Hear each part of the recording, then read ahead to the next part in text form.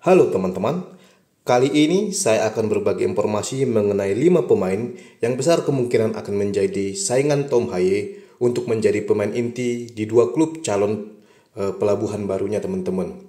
Seperti yang kuat diisukan sekarang, bahwa dua klub yang sangat berminat mendatangkan pemain tengah milik tim nasional Indonesia itu adalah klub asal Liga 1 Turki bernama Beşiktaş JK yang merupakan klub papan atas di Liga Turki, dan juga Sivasspor yang merupakan klub papan tengah di Liga 1 Turki juga teman-teman. Jadi kedua klub ini sangat berminat untuk mendatangkan Tom Haye di musim ini teman-teman. Kita ketahui bersama bahwa hingga sekarang Tom Haye memang berstatus tanpa klub, akan tetapi kedua klub ini dikabarkan sangat berminat untuk mendatangkan pemain yang berposisi sebagai gelandang bertahan berusia 29 tahun tersebut teman-teman. Terlebih Tom Haye saat ini berstatus tanpa klub alias free transfer teman-teman. Akan tetapi jika Tom Haye bergabung salah satu dari dua klub ini, maka Tom Haye dipastikan harus bersaing dengan pemain yang berposisi sama persis dengan dirinya, yaitu pemain gelandang bertahan yang sudah dimiliki oleh Beşiktaş JK maupun Sivasspor teman-teman. Dan apabila Tom Haye bergabung dengan Beşiktaş JK, maka Tom Haye harus bersaing dengan 4 pemain yang berposisi sama persis dengan dirinya, yaitu seorang gelandang bertahan.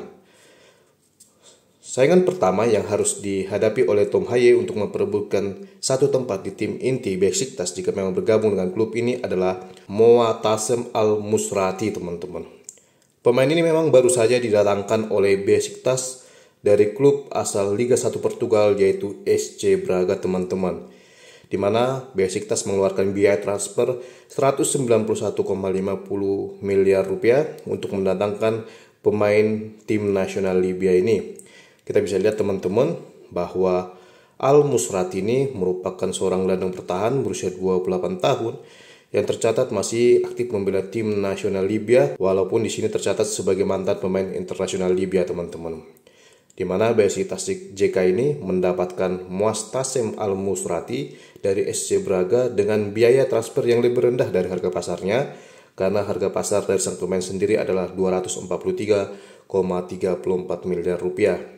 Dari segi harga pasar yang dimiliki oleh Muatasem ini tentu jauh di atas Tom Haye, dan sudah bisa dipastikan bahwa pemain ini memang memiliki kualitas yang mumpuni dan akan menjadi saingan berat Tom Haye untuk mendapatkan satu tempat di skuad inti Beşiktaş JK jika Tom Haye gabung dengan klub ini teman-teman. Sedangkan saingan terberat kedua jika Tom Haye gabung dengan Beşiktaş adalah Amir Hadjiahmetovic teman-teman. Mengapa dia menjadi saingan terberat kedua bagi Tom Haye jika gabung dengan Beşiktaş? Karena Amir ini merupakan pemain tim nasional Bosnia. Kita ketahui bersama bahwa Bosnia ini memiliki skuad yang mumpuni, yang artinya pemain-pemainnya juga memiliki kualitas yang mumpuni. Hal ini akan menjadi tantangan tersendiri bagi Tom Haye jika bergabung dengan Beşiktaş JK. Untuk Amir sendiri saat ini memiliki harga pasar 112,98 miliar rupiah dan berposisi sama persis dengan Tom Haye, yaitu berposisi utama sebagai gelandang bertahan maksud saya teman-teman, dan masih berusia 27 tahun teman-teman. Usianya sendiri lebih muda dibandingkan Tom Haye. Sedangkan saingan ketiga Tom Haye jika gabung dengan Beşiktaş JK adalah Jin Onana teman-teman. Di mana pemain ini baru saja kembali ke Beşiktaş JK karena sebelumnya ia dipinjamkan Beşiktaş ke Olympique Marseille teman-teman di Liga 1 Prancis. Akan tetapi Olympique Marseille tidak jadi mematenkan dirinya sehingga pemain ini kembali ke klub asalnya yaitu Beşiktaş JK, dan akan menjadi salah satu rival Tom Haye untuk memperebutkan satu tempat di tim inti Beşiktaş JK musim ini teman-teman. Jin Onana merupakan seorang gelandang bertahan yang tercatat sebagai pemain internasional Kamerun atau pemain timnas Kamerun dan masih berusia 24 tahun. Harga pasar dari Jin Onana adalah 69,53 miliar rupiah. Bisa kita lihat teman-teman, 3 pemain tadi merupakan pemain yang berposisi yang sama dengan Tom Haye, yaitu gelandang bertahan, dan harga pasarnya juga masih di atas Tom Haye, yang artinya secara kualitas ketiga pemain itu bisa dikatakan sedikit lebih unggul dibandingkan Tom Haye. Dan rival selanjutnya bagi Tom Haye jika gabung dengan Beşiktaş JK adalah Kartal Yılmaz teman-teman. Kartal Yılmaz ini merupakan mantan pemain timnas Turki U23, pemain lokal Beşiktaş JK, dan ia juga berposisi sama dengan Tom Haye, yaitu gelandang bertahan. dan saat ini memiliki harga 46,93 miliar rupiah teman-teman.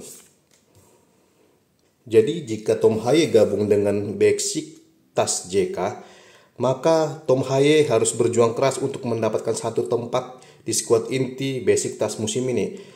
Mengapa teman-teman demikian? Karena memang saat ini Besiktas JK ternyata memiliki 4 pemain yang berposisi sebagai gelandang bertahan, dan jika Tom Haye bergabung dengan Besiktas JK, maka Tom Haye akan menjadi gelandang bertahan kelima yang dimiliki oleh Besiktas JK musim ini.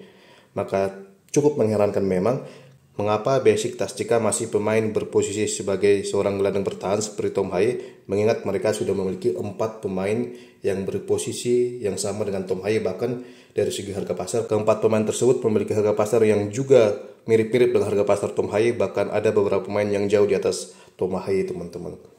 Akan tetapi apabila Tom Haye bergabung dengan klub Turki bernama Sivasspor, maka besar kemungkinan Tom Haye akan menjadi pemain inti di sana, karena Sivasspor saat ini hanya memiliki satu pemain yang berposisi sama persis dengan Tom Haye, yaitu gelandang bertahan, dan pemain tersebut adalah Oskar Figiter teman-teman. Di mana Oskar Figiter ini merupakan seorang gelandang bertahan berusia 24 tahun yang saat ini masih memiliki harga pasar 3,48 miliar rupiah. Dan pemain ini juga musim lalu dipinjamkan Sivasspor ke klub Liga 3 Turki, yang artinya memang pemain ini tidak terpakai di tim utama atau di skuad utama Sivasspor. Maka musim ini juga sepertinya sosok Oskar Figiter ini akan kembali dipinjamkan ke klub lain.